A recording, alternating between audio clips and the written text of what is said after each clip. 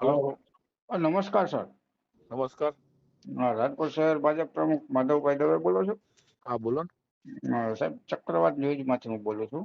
હા બોલો ને ભાઈ. તો સાહેબ, પ્રશ્ન મારે એ હતો હા.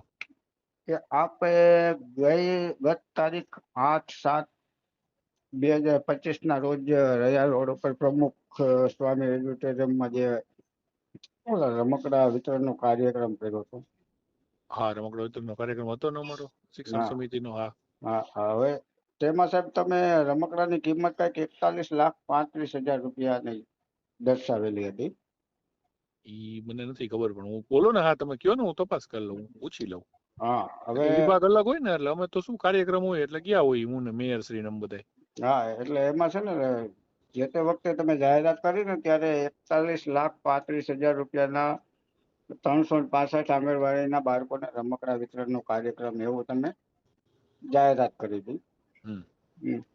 હવે ખરેખર એની કિંમત અમે ખરાઈ કરીને એટલે 27,93,892 રૂપિયા છે એના બિલ રમકડાની ખરીદ કિંમત. ઓકે.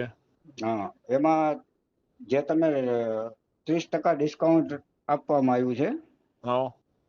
એટલે ડિસ્કાઉન્ટ બાદ કરો અને કદાચ ડિસ્કાઉન્ટ સહિત તમે ખરીદ કરો ને તોય 40 લાખ રૂપિયા જ થાય છે. ઓકે. તો 41,35,000 રૂપિયાની તમે કઈ રીતે જાહેરાત કરી હતી?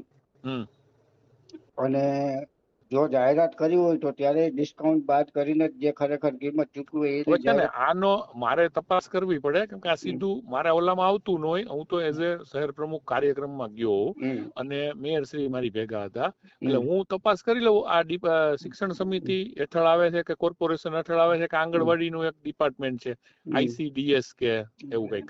શિક્ષણ સમિતિની અંતર્ગત આવે, પણ કહેવાનો મતલબ એ છે સાહેબ કે લોકોને આ શું છે કે એક ખોટી જાહેરાત મગજમાં બેસી જાય કે 41 લાખ ને તમારા માધ્યમથી મને આ વાત મળી છે.